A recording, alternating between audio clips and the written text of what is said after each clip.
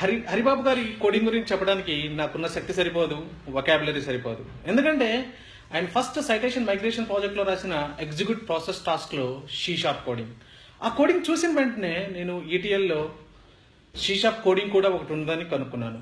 First దాన్ని .NET అని కూడా అంటారని తెలుసుకున్నాను. షార్ప్ అంటే ఏమిటి, VB అంటే ఏమిటి, ఇలాంటి విషయాలన్నీ తెలుసుకున్నాను. అంటే కోడింగ్ని అర్థమయ్యేలానే రాయక్కర్లేదు, అర్థం చేసుకోవాలి అనే కోరికను పుట్టేలా కూడా రాయొచ్చు అని డెవలపర్ స్థాయిని పెంచిన ప్రోగ్రామర్. అంటే టీమ్మేట్స్ ఇవే యాక్సెప్ట్ చేస్తున్నారు, వాళ్ళకి ఇవే అర్థమవుతాయి, ఇలానే కోడింగ్ రాయాలని కాకుండా వాళ్ళకి అర్థం చేసుకోవాలనే తపన ఉంటుంది.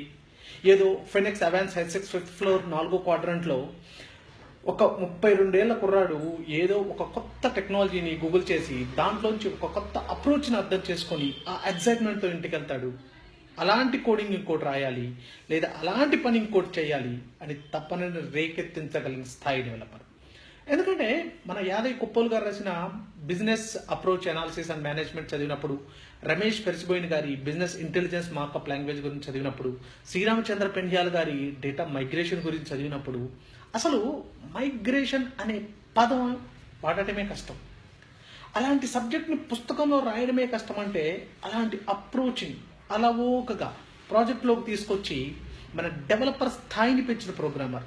అందుకని మనం ఆయన ముందుగా గౌరవించుకోవాలి. ఇందాక మనం చూసాము క్లయింట్ అప్రిషియేషన్ మెయిల్ రాగానే మన టీమ్ అవుటింగ్, టీమ్ లంచ్ అంటున్నాం. అందులో reconciliation of data with error handling అనే ప్యాకేజ్ ఉంది. హరిబాబు గారికి ఎంత గట్స్ ఉండాలి ఆ ప్యాకేజ్ రాయడానికి, అది కొలీగ్స్ని ఒప్పించడానికి, క్లయింట్కి నచ్చ చెప్పడానికి ఎంత ధైర్యం కావాలో ఒక డెవలపర్గా నాకు తెలుసు. అందుకే ఆయన పాదాలకు నమస్కారం చేస్తున్నాను. అలాగే సైటేషన్ లాంటి ప్రాజెక్ట్లో డేటా మైగ్రేషన్ గురించి అందరం వింటాం. అందులో SQL script and procedures. Procedure అంటే సెట్ ఆఫ్ SQL స్టేట్మెంట్స్. అంత సర్వలిస్టిక్ కోడింగ్ని ఒక ప్రాజెక్ట్లో రాయొచ్చు. అక్కడ టైం లేదు, ఆయన టైం క్రియేట్ చేసుకున్నాడు, ఆయన వాడుకున్నాడు.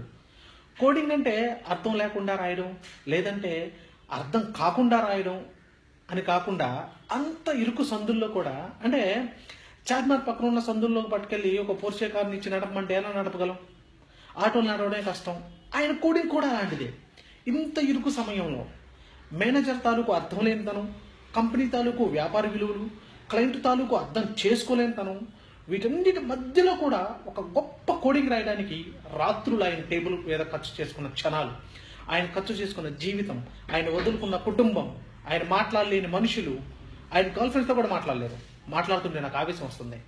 అందుకే నేను ఇన్స్పైర్లో పార్టిసిపేట్ చేయట్లేదు, నన్ను నేను కంట్రోల్ చేసుకోలేను. కాబట్టి ఆయన అర్ధరాత్రి ఉదయించే సూర్యుడు, ఆయన ల్యాప్టాప్ అనే మిషన్ తీసుకొని, ఛార్జర్ అనే తూటాలు తీసుకొని ఆఫీస్కి బయలుదేరుతాడు. రండి నాకు సమాధానం చెప్పండి అంటాడు.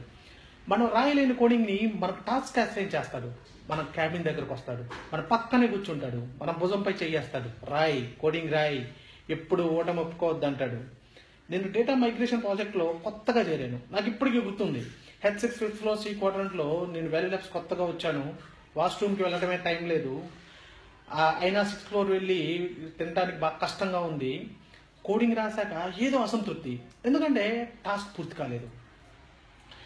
అప్పుడు ఆయన ఒక మాట అన్నాడు, ఇదే సమాధానం క్లయింట్కి పంపిద్దామా అని. ఆ ఒక్క మాటతో లేచి 2 చేతులు జేబులో పెట్టుకొని నడుచుకుంటూ వెళ్ళిపోతున్నాను. నేను ఎక్కడికి వెళ్ళానో నాకే తెలియదు. ఒక మనిషిని ఇంతలా కదిలించగలిగే శక్తి ఒక్క డెవలపర్కే ఉంటుంది. నేను నిజంగా చెప్తున్నా, ఆయన ఒక డెవలపర్ అవ్వడం వల్ల ఇలా మిగిలిపోయాడనే బాధ ఉంది. మీరు డెవలపర్ కావడం మీ దురదృష్టం, మా అదృష్టం. నేను తప్పులు మాట్లాడితే అందరూ క్షమించండి. నా మాటలో ఓపికగా ఉన్నందుకు అందరికీ కృతజ్ఞతలు.